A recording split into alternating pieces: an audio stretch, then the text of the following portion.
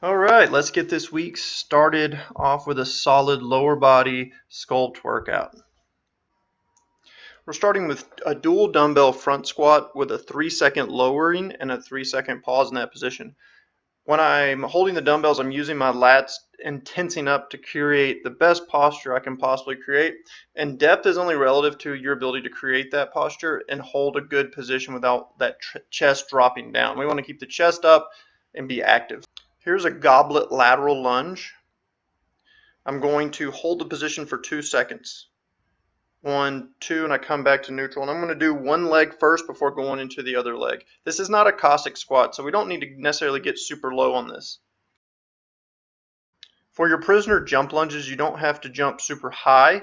We just want to make sure our knee doesn't touch the ground and that we have a balanced foot. If you're falling all over the place, just do forward lunges instead. Remember, balance is key.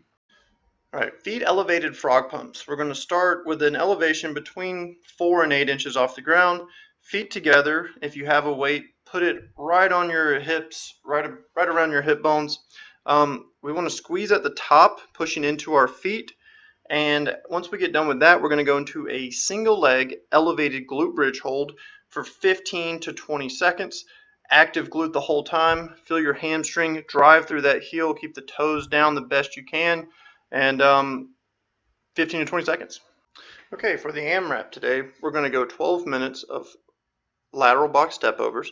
Height's only relative to what you're able to balance on and cross over. The height could be anywhere where your knee is in line with your hip or maybe slightly lower. Again, balance is the most important part here. Next, we'll take a weight. Again, the weight doesn't need to be super heavy. This movement is a good correction for squat position and posture. As I push out, I keep my chest up, and I just use it as a counterbalance throughout that. For the body weight RDLs, toes forward, knees forward, we're going to feel as much tension and contraction in our hamstrings as we can. We're not trying to touch the ground. We're just really trying to maximize the tension in our hamstrings.